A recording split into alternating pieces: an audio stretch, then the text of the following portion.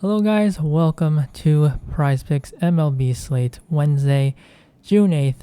We did really well on Tuesday. June the 7th went 9 of 10 for all of our plays.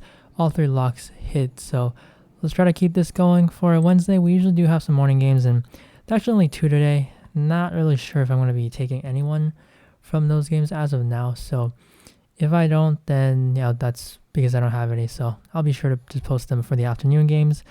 Looking at first inning runs allowed right now, there is one prop that I have some interest in. That's going to be at night with the Mets and Padres. No run first inning, so taking the under on this one. Looking at DK Sportsbook, the under 0.5 is a minus 160, and that is the best prop of the slate as far as first inning runs go. So that is why I'm going to go with the under. You just got two good pitchers in Chris Bassett, Sean Manaea going. It's also a very good pitcher's ballpark and Petco in San Diego.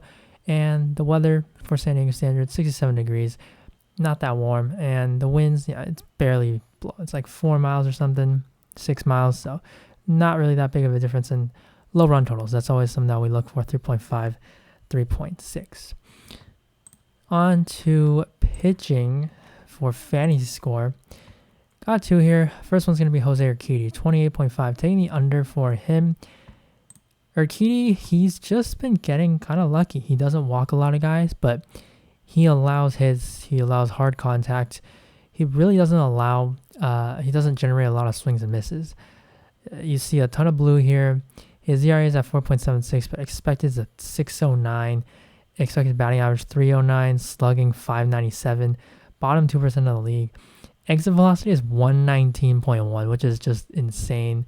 And his splits, he's allowing a lot of power to righties, and I would say it's a plus, because if we were to go the under on this, that's what I'm playing here.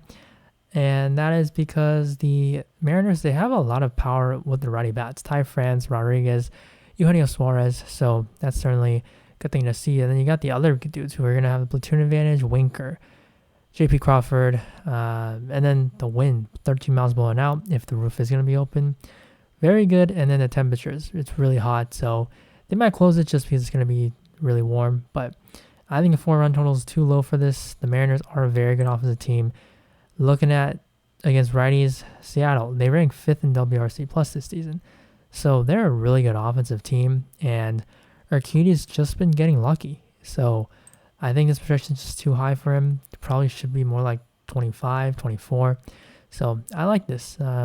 I feel like it might be dropped. So I would say I'm going to try to get some injuries in right now. But yeah, I think looking at the plays, this is my favorite play so far for today.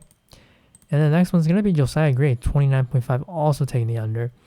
So for Gray, he's got more strikeout upside than Urquidy. And the Marlins, that matchup, it's really not that great of a matchup for Gray either. Gray, his numbers look slightly better, not as much blue. Very good strikeout upside, 4.97 expected ERA, 25.8 K percentage, so that's very good. But he just allows a ton of power and gives it up to lefties. So that's the huge concern for Josiah Gray. Just a young pitcher, you're going to expect him to definitely have some struggles in there. But the Marlins, they have a lot of righties, but they actually are really solid against right-handed pitchers. 4.4 run total right now, 80 degrees, winds 9 miles out, so benefiting the hitters again. They got a guy in Jazz Chisholm leading off. He hit 2, including a grand slam. Very good against righties, so certainly he could do some damage on Gray. But these righties, they can hit righties just fine. And we're looking at the Marlins as a team. They're behind Seattle, 6th in WRC plus against righties, only 1 point off. So they're very good. And we're getting a prop 29.5, which I also just think is too high. So I'm going to take the under. Prefer Urquidy, but I think you definitely make an entry and play both of them together. Just because Gray has that strikeout upside. So, those 3 points are pretty important. So that's why I kind of like Urquidy more than Gray. And then on to hitting. So I do have to mention there are some weather concerns. So if you're going to be playing any of these or anyone in the Cincinnati, Atlanta, Cleveland games, you're going to have to monitor the weather. So I can't really just say I'm locking any of those plays right now. But I will say Mike Minor 4.5 Ks is pretty interesting for the over. And then for hitting, Ketel Marte over 7 right here. They're taking on Mike Minor, so the other side. And Marte, he's been better this season against righties, but through his career, he's been a better hitter against lefties. And Minor did not look good at all in his first start of the season. We're getting a game in Cincinnati again. As long as this game plays, this is just such a great hitter's ballpark. I say it every time, but it just is the reason why I'm taking these overs on anybody playing in Cincinnati. 4.8 run total for Arizona, 5 for Cincy. Wind's going to be blowing out. For rain, 72 degrees, that's pretty good. And Marte, he's just hitting at the top of the order there, third projected. And that's just what you want to see in a guy. Not a big stolen base guy. Maybe you want to have some interest in taking like 1.5 total bases. That could be another play. But he doesn't really walk at a high enough rate. So that's why I don't think I'd take 1.5 hits and walks. But I do like Marte at 7. Would have really liked it if I was 6.5, but at least 7. If you were to get 7, you still get a push. So I do like Marte. And then Ian Happ, 6.5 over as well. Again, against Jordan Lyles. Lyles just is not great. Like, he's getting starts every time that it's his turn. There's no skipping him, but he just hasn't been good. But Baltimore's not trying to win right now. And this guy, 5.1 ERA, 118.8 max exit velocity. Pretty low K rate, 19%. And his splits, 1.71 against lefties. He allowed a ton of power last year. 38 home runs combined. Like, how? And, you're playing in Baltimore. The fences have been moved back in left field, but Happ's going to be hitting as a lefty, so the right field is what matters here against Lyles at least. And the Cubs, 4.6 run total. Temperature is okay, wind, everything, ballpark. So I like it. Happ, historically, been also just a guy that hits better against right-handed pitchers. So that's why I do have interest in at Happ at 6.5 for the over.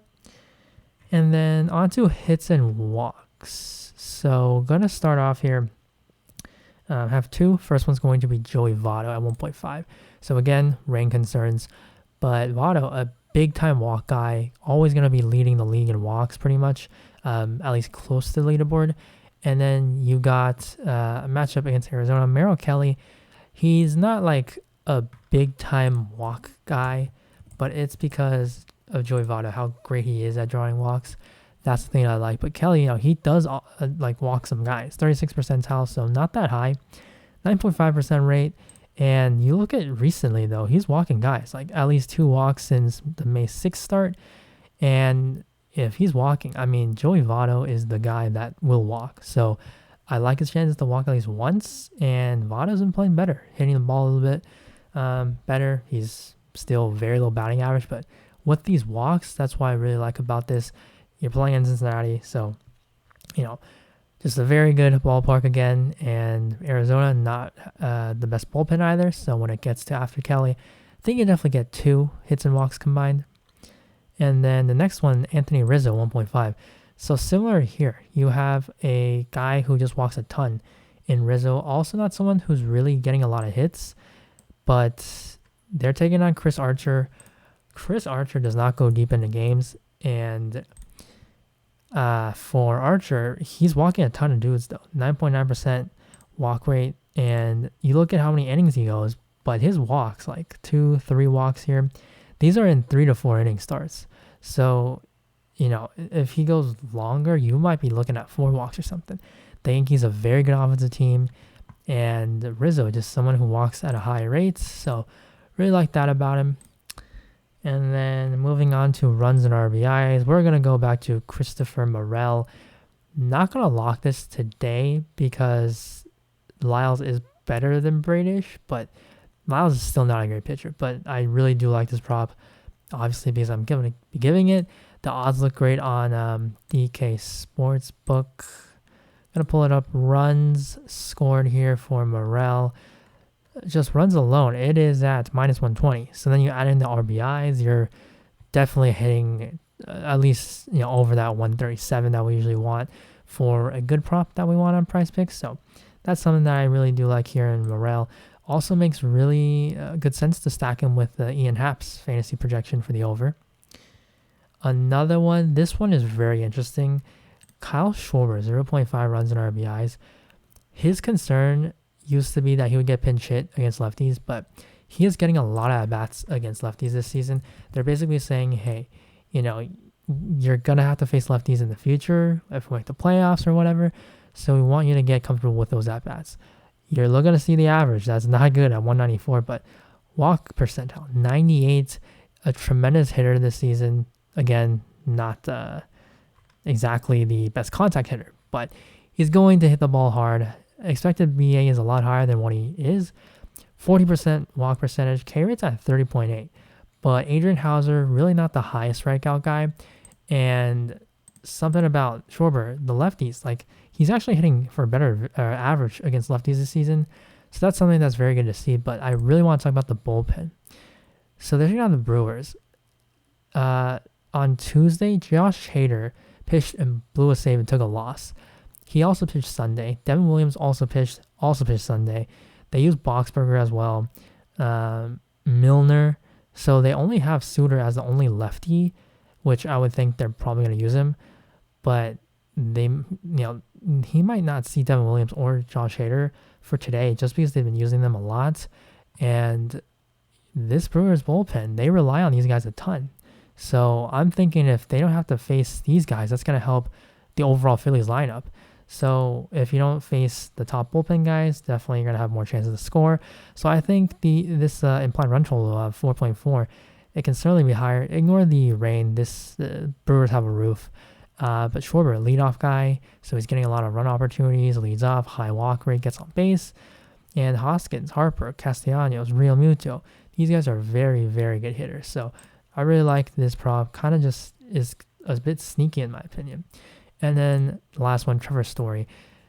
Xander Bogaerts got pinch hit for it. Looked like he hurt his shoulder, so we actually might see Trevor Story be moved up in the batting order. If he is, this will become a lock. But if he's batting fifth, I like this play. Just not going to be a lock quite yet. So if he gets moved to like third, I will make this a lock against Reed Detmers. Righty-lefty platoon advantage for Story. Historically been a very good hitter against lefties, and the Angels bullpen as a whole, they're just struggling. Right now, the game's still going on, so we're going to have to monitor if, it goes too long into the extras. They start resting guys on Wednesday or something. But right now, playing this as is Story, very interesting. Might become a lock.